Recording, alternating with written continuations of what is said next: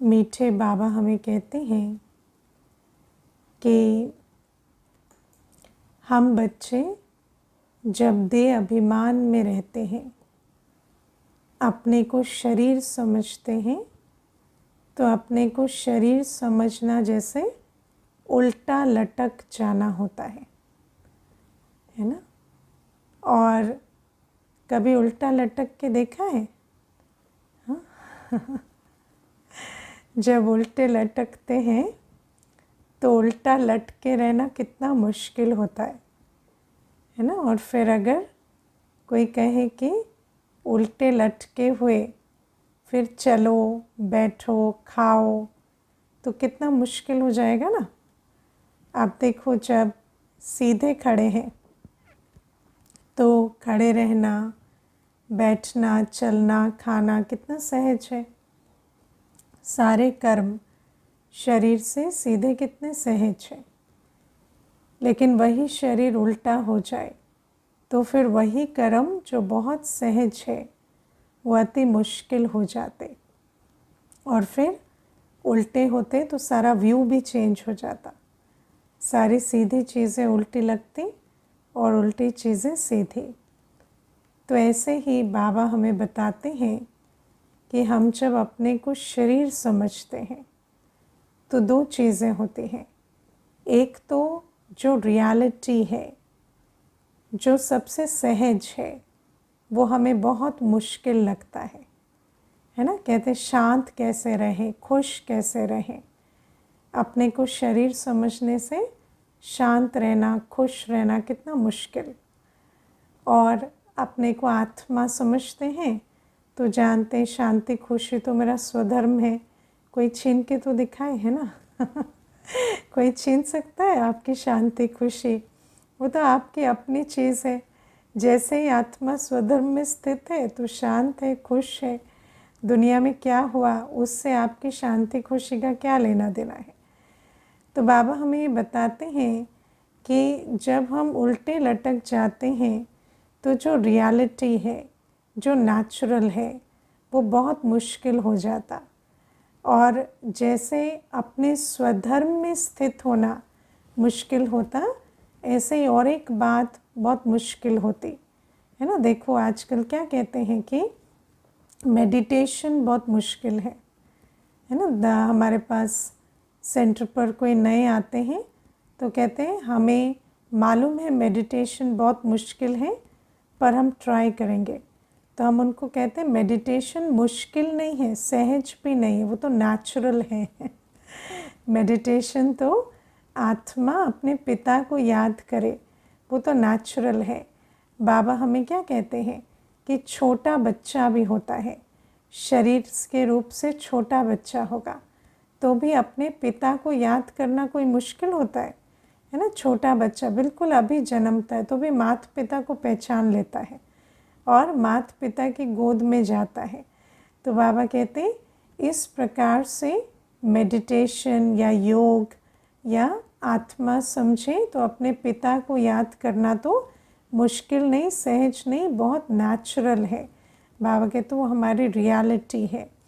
फिर आप देखो प्योरिटी, आज मनुष्य कहता है प्योरिटी बहुत मुश्किल है ना। पवित्र रहना बहुत मुश्किल है।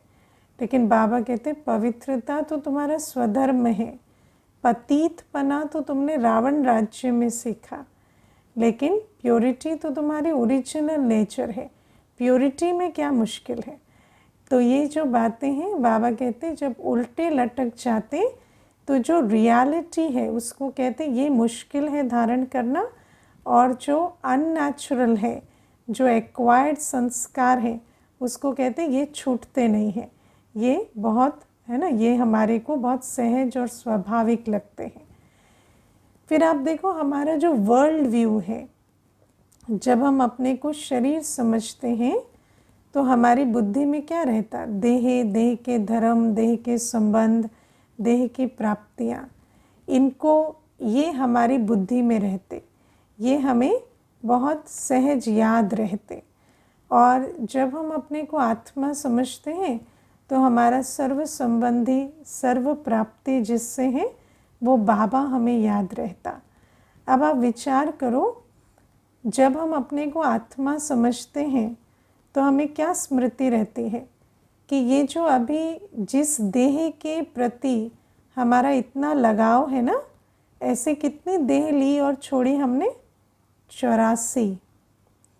ठीक है, 84 शरीर हमने लिए और छोड़े, है ना। और आज हम कहते हैं हमें ये वाली देह से बहुत प्यार है। और अगर वो 84 शरीर हमारे सामने लाकर रख दे कोई, तो ये वाली देह को चूज़ भी करेंगे? हाँ, कि देवताई चोले को चूज़ करेंगे?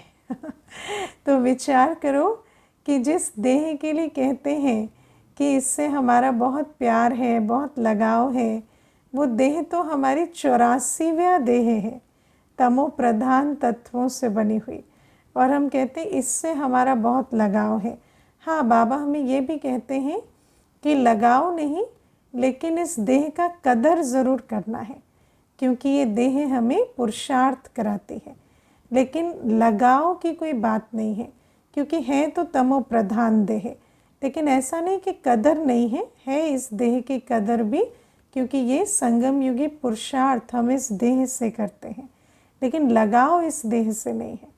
फिर आप विचार करो, जिसके लिए कहते हैं ना मेरा एक ही तो बच्चा है, एक ही तो युगल है, एक ही तो है ना माता पिता है, ऐसे कितने युगल मिले आपको? हाँ 84 युगल और फिर 84 माता पिता, 84 बच्चे और वो भी सेट होंगे। सिर्फ एक जन्म में एक नहीं, ऐसा भी होगा एक जन्म में 2-3 भी होंगे। तो आप विचार करके देखो कि इतना लगाव हमें जिनसे है, वो तो कौन है? वो 84 थे उनका तो नंबर भी लास्ट में आया है।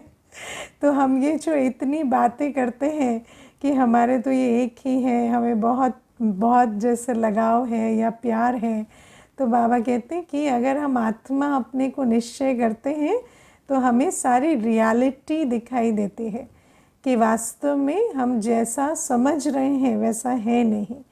और बाबा हमें समझाते हैं कि ये जो सारे संबंध हैं, जितने भी आज देह के संबंध हैं, वो देह के संबंध क्या है? विकारी संबंध है।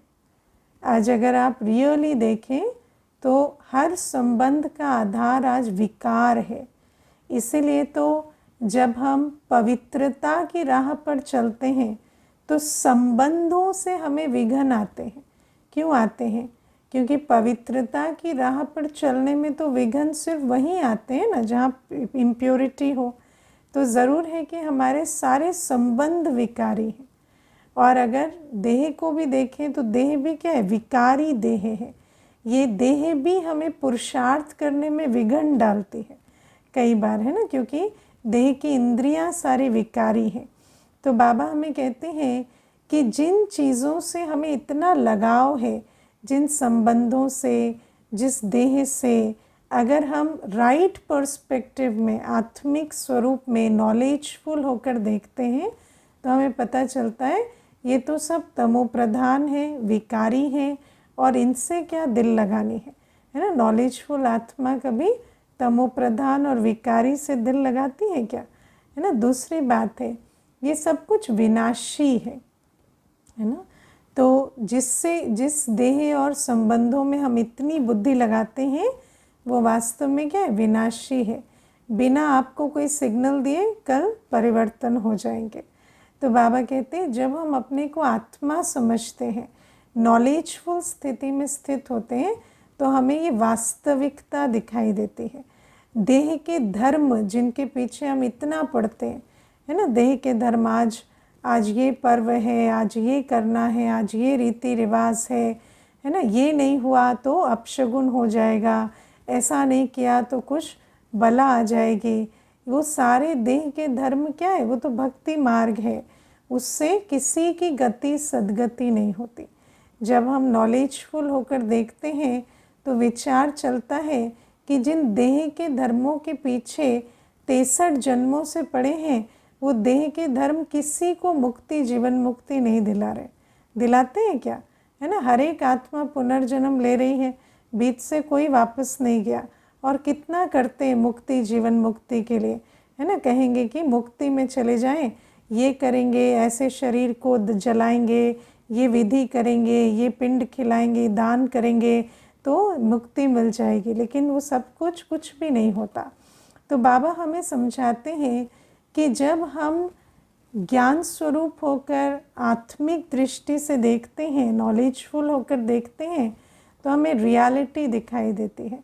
और जब हम देह को, अपने को देह समझते हैं, तो ये सारे भ्रम हमारे अंदर चलते हैं, ये मैं, ये मेरा, है ना। और जिन पद पोजीशन का भी इतना अभिमान रखते हैं, वो भी क्या है, वो सब विनाशी है, अस्थाई है, अभी है कल नहीं है। फिर बाबा हमें कहते हैं जब हम अपने को आत्मा समझते हैं, तो वास्तव में जिस बाबा से हमारे सर्व संबंध हैं, सर्व प्राप्तियां हैं, आप सोचो बाबा के बिना हम सिर्फ खाली होते आते, गिरते आते, 84 जन्म हम गिरते हैं। क्यों गिरते हैं? क्योंकि बाबा नहीं है, और बाबा मिलता है तो हमें फिर भरपूर करता। तो जब हम अपने को आत्मा समझते हैं तो हमें ठीक समझ में आता है कि कौन हमारा संबंधी है, किससे हमारी प्राप्तियां हैं, और हमें कौन सी प्राप्ति चाहिए वो भी समझ में आता है। क्योंकि देह समझने से तो हम स्थूल प्राप्तियों को ही बड़ा मान देते हैं। तो बाबा हमें ये बात समझाते हैं कि शरीर समझने से जैसे उल्टे लटक जाते हैं और आत्मा समझने से सुलटे होते हैं। फिर बाबा ने आज हमें एक बहुत अच्छा नियम भी समझाया कि जब हम इस देह भान से अपने को मुक्त करते हैं, तो बाकी सारे बंधनों से हम आपे ही मुक्त हो जाते हैं। क्योंकि वास्तव में जो भी हम जिन भी बंधनों में आज बैठे हैं, वो क्या है, देह के संबंध, देह के धर्म, है ना, देह के प्राप्तियाँ, सब कुछ इस देह से मिला। कल देह छूट जाएगी तो मुड़ के देखेंगे इनको? हाँ, देह के बाद लेकर जाएंगे क्या? देखो, व्यक्ति रोता रहता है पीछे, लेकिन जाने वाली आत्मा मुड़ के भी नहीं देखती। आज कहती है इनके बिना जी नहीं सकेंगे, और जब जाती है तो मुड़ के भी नहीं देखती, है ना। क्यों? क्योंकि ये सब कुछ देह का है। जब आत्मा देह में है तो इन सब का कनेक्शन है।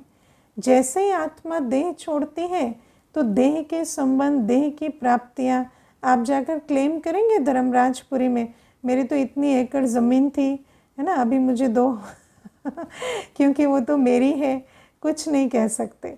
क्योंकि वो जो मुझे याद है, कोई मुझे बता रहे थे कि किसी ने उनको कहा कि आपकी जितनी भी प्रॉपर्टी है और जितनी भी ज़मीन है और जो भी है, अगर आप हमारे यहाँ पर उसको इंश्योर कराएंगे तो अगले जन्म में आपको मिलेगा, है ना। तो वो भी कोई देहधारी है ना, ऐसी ऐसी स्कीम बना रहे थे कि अगले जन्म में पुनर्जन्म जब होगा तो आपको देंगे। तो मैंने कहा ऐसा तो हमने नहीं देखा कि शिव बाबा के सिवाय कोई इंश्योरेंस करता हो, लेकिन आजकल ऐसी भी बातें होती हैं। लेकिन बाबा कहते ऐसा कुछ नहीं होता। जो भी इस जन्म की प्राप्तियां हैं वो इसी जन्म के साथ ख़त्म हो जाते, और जो आत्मा ने पुण्य कर्म किए होंगे उस आधार से अगले जन्म में मिलेगा। ऐसे नहीं इस जन्म की प्राप्ति अगले जन्म में मिलेगी। तो बाबा हमें कहते हैं ये सारा कुछ जो है वो देह का है।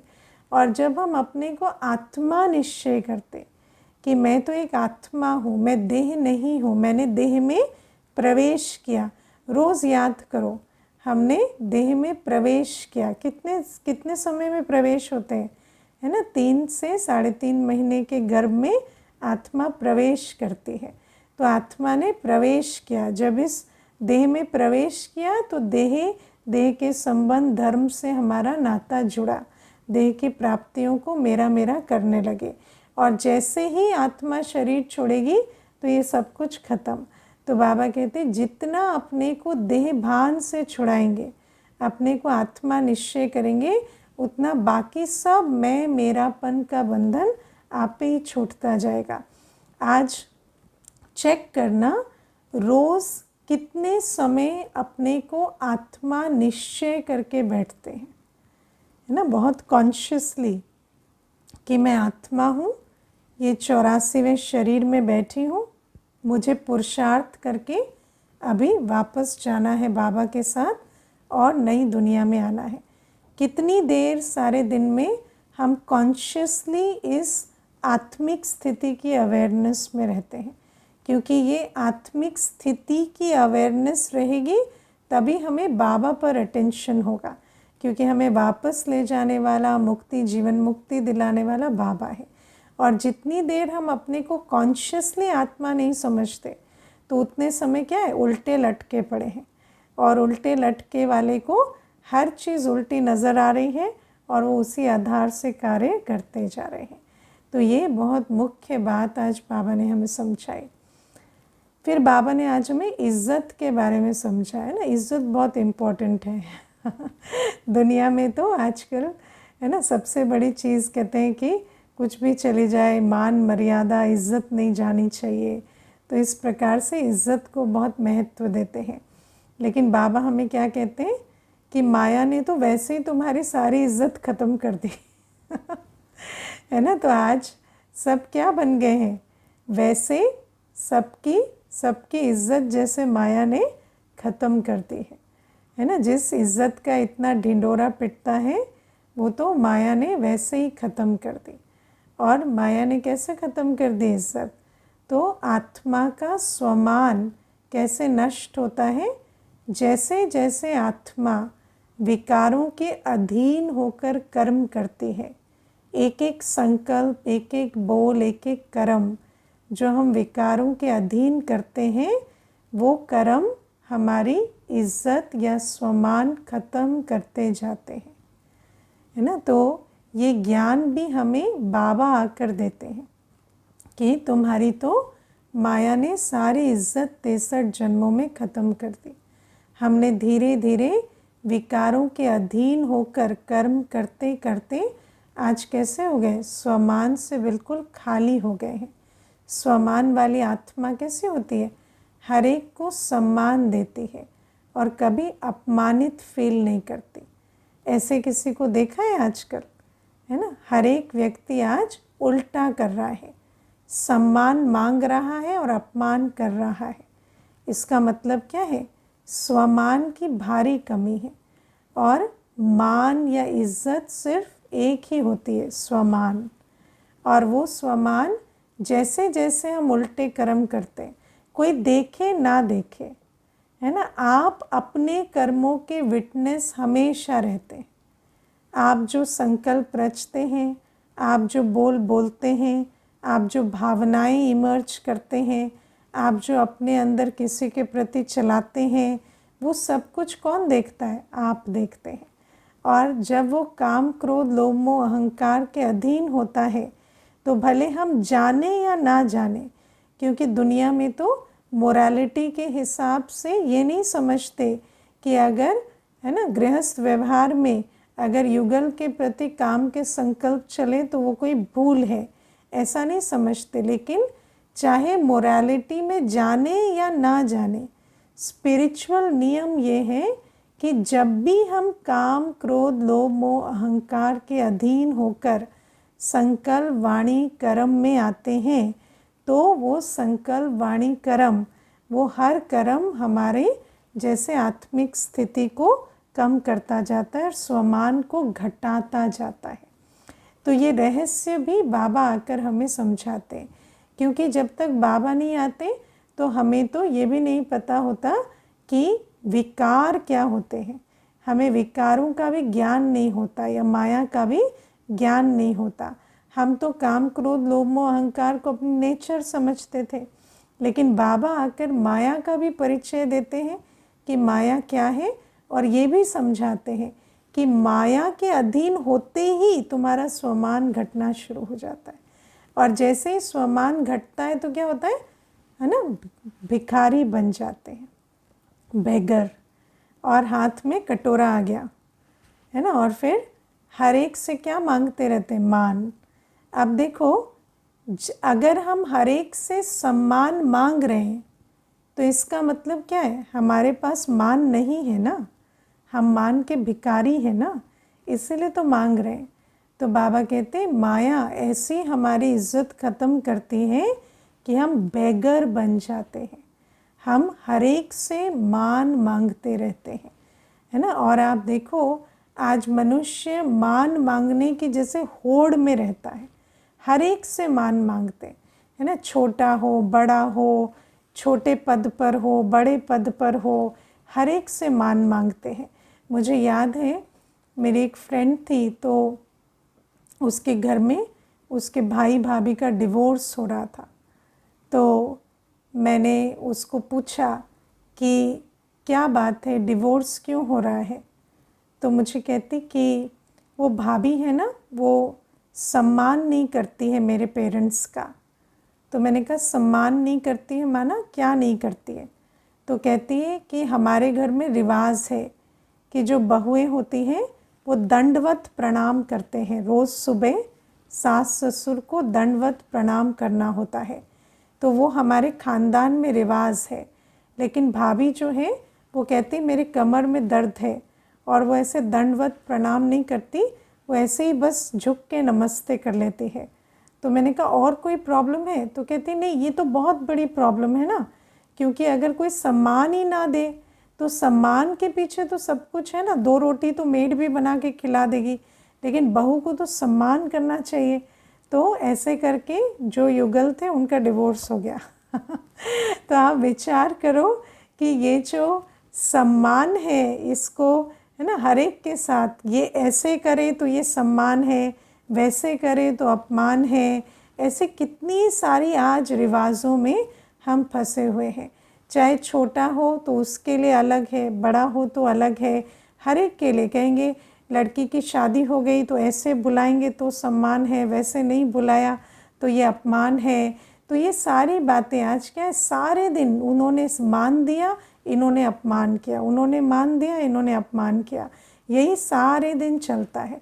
और जैसे मान के भिखारी बने रहते हैं, है ना। तो बाबा हमें ये बात कहते हैं कि हर एक आत्मा आज कैसे हो गई है, सम्मान की भिखारी हो गई है। और बाबा आज हमें कहते हैं कि और ये सिर्फ मान ऐसा नहीं है कि संबंधों में हम मान मांगते हैं।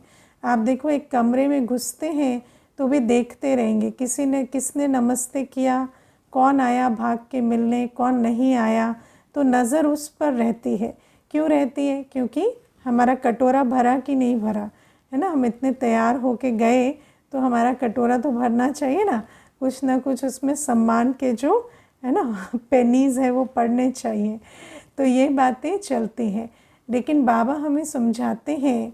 और फिर आप देखो इससे भी बड़ी बातें कई क्या होता है, हमारा नाम हो, हमारा मान हो, हमारे मरने के बाद भी हमारा नाम चले, मान चले, उसके लिए कितने बड़े बड़े, है ना, कर्तव्य करना वो अलग बात है। लेकिन नाम मान की आस में कि हम ये किताब लिख कर जाएँ, हम ऐसा कर कर जाएँ, ये बना कर जाएँ, लोग हमें याद करें। लोग याद करते हैं क्या? कितने दिन याद करते हैं? हाँ, कितना भी आप कुछ करके जाओ, या आप सोचो व्यक्ति कहता है हमारे बाद हमारे वंश चले, बच्चे रहें, वो बच्चे हमें याद करें, बच्चे हमारा ये संस्कार करें, हमारे शरीर को ठीक से जो है वो अंतिम क्रिया मिले। लेकिन आजकल क्या है, इतने बच्चों की पालना करते हैं और अंत में वो शरीर भी ठीक से डिस्पोज नहीं होता। तो बाबा हमें कहते हैं ये सारी जो मान के पीछे भागना और इतनी जो कवायद करते हैं, ये सब क्यों? क्योंकि माया ने हमारा सारा मान छीन लिया है। इसलिए आज हम कटोरा लेके हर जगह मान की भीख मांगते रहते हैं और अनेक अनेक युक्तियाँ लगाते हैं। और फिर आप सोचो मान के लिए हम क्या नहीं करते, धन कमाते हैं, संबंध बनाते हैं, मदद करते हैं, है ना। मुझे एक माता कहती थी कि मेरी एक फ्रेंड है, वो मुझे हमेशा बहुत पैसों से मदद करती है ना। और उसको बहुत अच्छा लगता है कि जब भी मैं अपने दुख का वर्णन करती हूँ तो उसकी मदद का भी वर्णन करती हूँ। तो आप सोचो कि जब फ्रेंड्स के बीच बैठती हैं तो उसको ये रहता है कि मेरी फ्रेंड जो है वो मैंने जो मदद की उसका वर्णन करे, है ना। क्योंकि वो जो मदद के वर्णन से उसकी एक साख बनती है उस फ्रेंड सर्कल में, किटी पार्टी में। तो बाबा हमें कहते हैं कि कितने प्रकार से हम मान लेने के लिए, आजकल तो आप देखो अवार्ड्स लेने के लिए, रिकग्निशन लेने के लिए, मेडल लेने के लिए, पैसे तक भर देते हैं, क्योंकि मान चाहिए। जब स्टेज पर जाते हैं, अवार्ड लेते हैं, तो उनका मान बनता है। तो बाबा कहते हैं इतना कुछ करते हैं, इतनी पैसा खर्च करते हैं, पैसा कमाते हैं, पोजीशन बनाते हैं, कुछ भी नहीं देखते। अपना सारा समय संकल्प किस में लगाते हैं, सारी एनर्जी किस चीज़ में लगाते हैं कि हमारी एक सोशल स्टैंडिंग हो, हमारा स्टेटस बने, हमें मान मिले। लेकिन बाबा क्या कहते हैं, ये क्या है, माया का पॉम्प है। और माया के पॉम्प में हमें कौन सा मान मिलता है, आसुरी इज्जत, है ना। आसुरी इज्जत माना ये जो इतनी मेहनत हम करते हैं, तो अभी अभी मान मिला, और अभी अभी क्या है, वही जो मान दे रहे हैं वो बदल जाते, वो ग्लानि करना शुरू कर देते। तो आज आपने किसी को मदद की तो वो बहुत आपकी जो प्रशंसा किए, लेकिन जैसे ही कल मदद नहीं की तो वही आत्मा आपकी निंदा करने लगती है ना। या आप तो मदद करें, लेकिन आपसे बड़ा उनको कोई मददगार मिल गया तो भी आपकी ग्लानि करने से पीछे नहीं हटेंगे। तो ये सारी बातें जो हैं ये हमें समझनी है कि जिस मान के पीछे आज दुनिया में भागते हैं, वो मान क्या है, वो तो भ्रम है। आज है और आज अभी मान दे रहे हैं, कल ग्लानि करेंगे, अपमान करेंगे, और ये मान बहुत टेम्पररी है। इसलिए बाबा कहते हैं इस आसुरी इज्जत के पीछे नहीं भागना है। भागते हैं ना, अपने दिल से पूछना है ना, कितना इस आसुरी इज्जत के पीछे भागते। सोशल स्टेटस, इकोनॉमिक स्टेटस, मेरा नाम हो, मुझे लोग पहचाने, है ना, मेरा परिवार में मान हो, मेरा अपमान कोई ना करे, इसके पीछे कितना भागते हैं। तो बाबा कहते हैं ये सब है आसुरी इज्जत। और माया क्या करती है, माया हमें सब कुछ अल्पकाल का देती है। तो ये इज्जत भी बहुत अल्पकाल की होती है। और बाबा हमें इसीलिए कहते हैं अब मैं तुम्हें दैवी इज्जत देता हूँ, परमानेंट इज्जत। और वो कैसे मिलती है, जितना आत्मा बाबा की याद से और श्रीमत पर चलकर फिर से अपने स्वमान को स्थापित करती है, तो वो आत्मा को फिर देवी इज्जत मिलती है। नर से नारायण, नारी से लक्ष्मी पद मिल जाता। और वहाँ पर प्रकृति से मांगना नहीं पड़ेगा, मान दो, किसी से मांगना नहीं पड़ेगा। वहाँ तो हर एक स्वतः हमें मान देना अपना भाग्य समझेंगे। तो बाबा कहते ऐसा अगर बनना है तो अभी पुरुषार्थ करना पड़े। अभी मान सम्मान के पीछे नहीं भागना, आसुरी इज्जत के पीछे नहीं भागना, अपने को देवी इज्जत के लायक बनाना है। और इसमें एक बात और समझेंगे कि जब हम दुनिया में चलते हैं तो हमें कोई अगर मान देता है तो क्या समझना है, ये उनका संस्कार है। कोई हमें इज्जत देता है तो उस आसुरी इज्जत के ट्रैप में नहीं आना।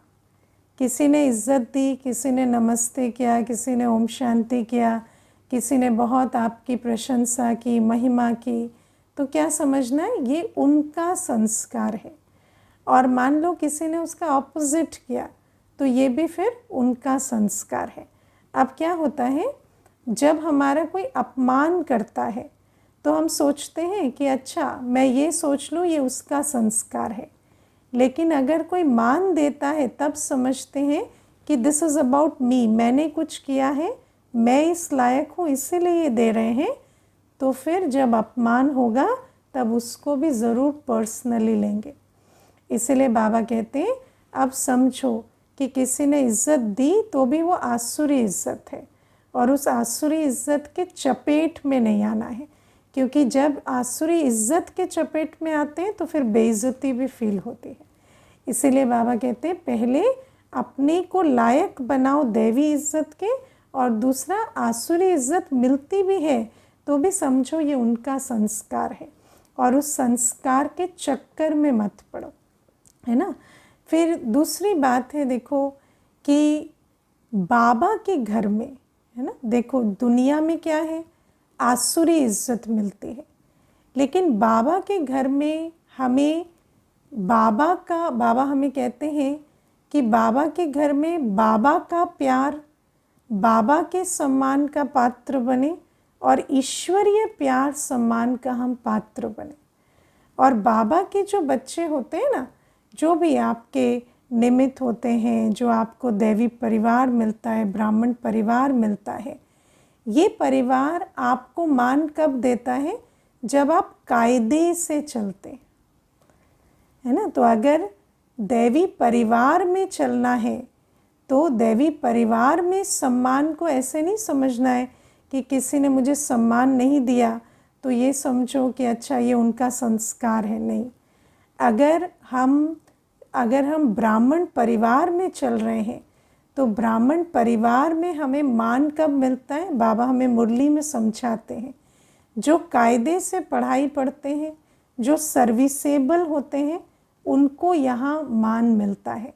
और अगर हम अभी ब्राह्मण परिवार में, अगर हम बाबा के घर में इज्जत के लायक नहीं बन पा रहे तो हम सतयुग में भी बने, ये बहुत मुश्किल है ना। ऐसा नहीं है कि सिर्फ बाबा के साथ हमें संबंध रखना है, लेकिन जो हमारा ईश्वरीय परिवार है उसमें अगर हम कायदे से चलते हैं, अगर हम बाबा के राइट हैंड बनकर चलते हैं, सर्विसेबल होते हैं, अगर हम सचमुच बाबा जो श्रीमत देते हैं उस पर चलते हैं, तो जो भी अच्छे सेंसिबल ब्राह्मण हैं वो ज़रूर है कि हमारे को सम्मान या इज़्ज़त देंगे। तो बाबा हमें ये जो इज़्ज़त की बात समझाते हैं ना, इसमें भी बहुत अच्छे से समझना है, क्योंकि दुनिया में तो हर एक पतित है, हर एक की बुद्धि कैसी है? हर एक की बुद्धि स्वार्थ बुद्धि है, विकारी बुद्धि है। तो वहाँ जो मान मिलता है वो आसुरी है।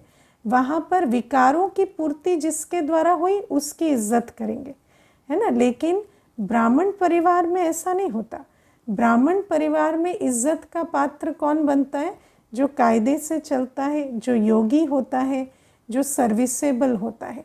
तो बाबा कहते हैं बाबा से और ब्राह्मण परिवार से अभी हमें इज्जत मिलनी चाहिए, और फिर इस इज्जत को लेते हुए और कदम आगे बढ़ाते हुए, अपना स्वमान ऊंचा करते हुए हमें फिर दैवी दुनिया में भी मान का पात्र बनना है, जिसको बाबा कहते हैं दैवी इज्जत, है ना। ऐसा नहीं कि आसुरी इज्जत है वो। और आसुरी इज्जत, गॉडली इज्जत और दैवी इज्जत, इन तीनों को समझना है। गॉडली इज्जत सिर्फ ऐसी नहीं होती कि सिर्फ बाबा मुझे प्यार करता है, बाबा मान देता है। अरे बाबा मान देता है, बाबा प्यार करता है, तो बाबा की श्रीमत पर चलने वाला प्यार क्यों नहीं करता? वो भी करेगा ना, उसको ऐसी क्या वैर है तुमसे। लेकिन अगर वो मान नहीं दे रहा, प्यार नहीं दे रहा, तो वहाँ चेक भी करना है कि क्या कमी है मुझ में, कौन से मैं कायदे पर नहीं चल रहा, या क्या ऐसा है जो करें जो हम ब्राह्मण परिवार की इज्जत के भी पात्र बने।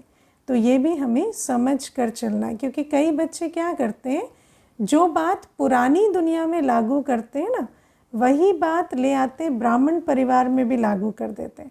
लेकिन ब्राह्मण परिवार में कोई पतित आसुरी गुण वाले नहीं बैठे, यहाँ ऐसे नहीं बैठे जो आप कुछ भी करो उसकी कदर नहीं करेंगे, है ना। यहाँ ऐसा नहीं है कि आपके पवित्र जीवन की या आपकी योग तपस्या की या सेवा की कदर नहीं होगी, ऐसा ब्राह्मण परिवार में नहीं होता। तो ब्राह्मण परिवार में अगर हम इज्जत के पात्र नहीं बन पा रहे, गॉडली इज्जत हमें नहीं मिल पा रही, तो उसमें भी हमें चेक करना होता है कि क्या हमारे से कमी है या क्या हम बेहतर कर सकते हैं। और जो इस समय बाप के प्रिय, परिवार के प्रिय बनेंगे, वही कल सतयुग में भी जाएंगे तो भी वो सारे दैवी परिवार के प्रिय बनेंगे। और बाबा आज हमें और एक बात समझाते हैं कि जब हम इज़्ज़त की बात समझते हैं तो अभी सबसे बड़ी बेइज्जती और इज़्ज़त की बात क्या है? जब हम जाएंगे धर्मराजपुरी से क्रॉस करेंगे, है ना। तो जब हम धर्मराजपुरी से क्रॉस करेंगे और सज़ाएं खाएंगे अगर, है ना, तो सज़ाएं किसके सामने खाएंगे? बाबा के सामने। तो वो सबसे बड़ी बेइज्जती है। तो बाबा कहते हैं दुनिया में पतितों ने कुछ कहा, पतितों ने कुछ किया, उससे हमारी इज्जत या बेइज्जती नहीं होती, लेकिन हम सज़ाएं खाएं, ये तो हमारी सबसे बड़ी बेइज्जती है। और फिर नर से नारायण कैसे बनेंगे? कैसे हम दैवी पद पाएंगे अगर हम सजाएं खाएंगे। तो बाबा कहते उस बेइज्जती से अभी बचने का पुरुषार्थ करना है और अपने को योगी, तपस्वी, पवित्र, सेवाधारी बनाकर अपने स्वमान को भी ऊंचा करना है। और अंत में जब हम धर्मराजपुरी से क्रॉस करें तो बहुत इज्जत से करें, पास विथ ऑनर होकर करें, उसका भी हमें पूरा पुरुषार्थ करना है। अच्छा, ओम शांति।